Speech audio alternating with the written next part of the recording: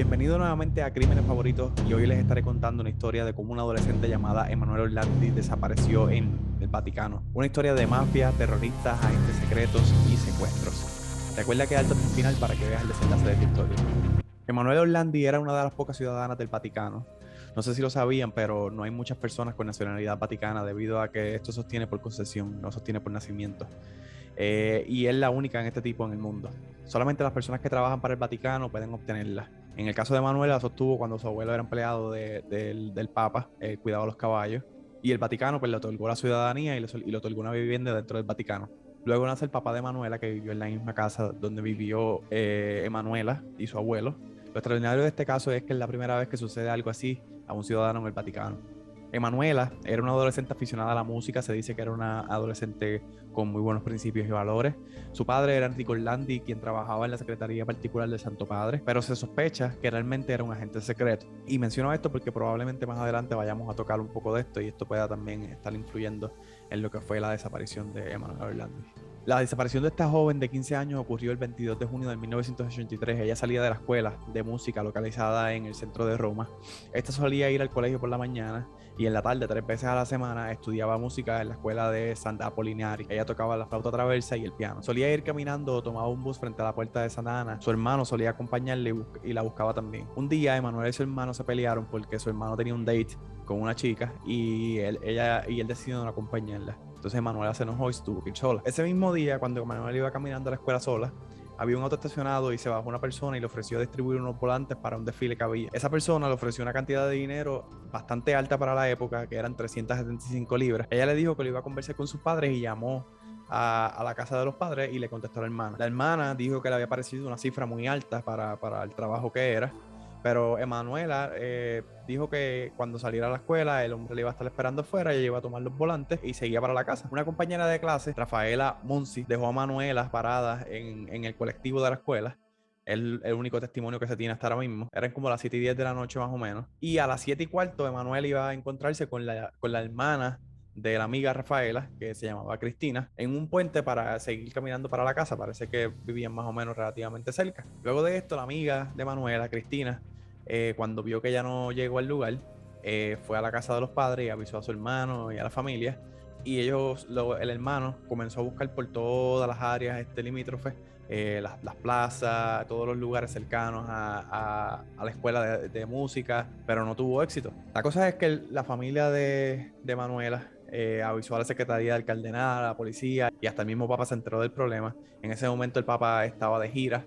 Pero aquí comienza lo interesante, y es que un año y medio antes de un atentado que hubo en contra de Juan Pablo II, los servicios de inteligencia franceses avisaron sobre un riesgo de secuestro en contra de ciudadanos que vivían dentro del Vaticano, y que posiblemente esos secuestradores querían secuestrar personas que vivían en el Vaticano para intercambiarlos por prisioneros políticos que tenía el Vaticano.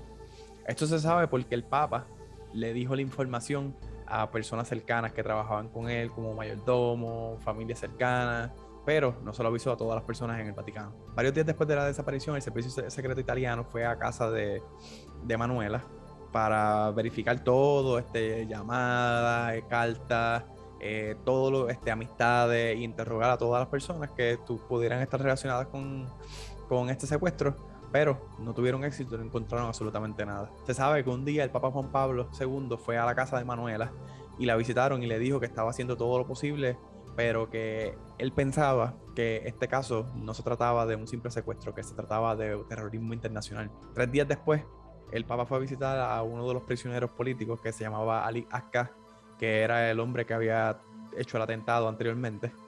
Fue a visitarlo a la cárcel, pero no se sabe de cuál fue las comunicaciones ni de qué hablaron. Se dice que hubieron unas llamadas de un hombre extranjero al que la familia Orlandi llamó el americano. Comenzó a llamar a la familia y a la prensa del Vaticano. El americano no tenía línea directa con el secretario de Estado, pero el contenido de estas llamadas nunca fue entregado a la investigación. Eso es una incógnita que tenemos por ahí, que no se sabe si realmente este americano sabía lo que sucedió, pero las llamadas no se revelaron, no se dijo o no se publicó lo que se quería decir. Una de las pistas más recientes y más controversiales es sobre una banda que se llama De la Magliana, es básicamente una mafia. Y esta fue la que permitió que se reabriera el caso nuevamente. en el 2012. Y este testimonio se basa en una señora que se llama Sabrina Minardi, que aparentemente era amante de Enrico De Pedis, que era uno de los jefes de esa banda, era jefe de la mafia, y está ligado con el Vaticano, en especial con el Banco del Vaticano. La señora dijo que Pedis fue el que realizó el secuestro y aparentemente lo hizo por comisión. Aparentemente fue una persona que la enviaron y fue contratada por el mismo Vaticano o por la mafia. Se dice que De Pedis ingresó un dinero al Vaticano, pero que el Papa Juan Pablo II estaba usando ese dinero, y cuando De Pedis fue nuevamente a buscar su dinero que él había depositado, no estaba el dinero. Se piensa que esto todo es una venganza, que secuestraron a una persona que vivía en el Vaticano por venganza a que el Vaticano le robó el dinero a la mafia. Se sabe que De Pedis fue asesinado por un tiro en la espalda por aparentemente alguien de la mafia, y De Pedis fue enterrado cerca donde ocurrió el secuestro de Emanuela. Este hecho fue el que aportó a la investigación para que pudieran reabrir el caso nuevamente. La familia pensó que podía haber algo relacionado, porque si el hombre fue el que hizo el secuestro, lo enterraron allí, cerca de donde secuestraron a Manuela y donde fue vista por última vez. Básicamente el tribunal falla a favor de la familia y deciden abrir las tumbas.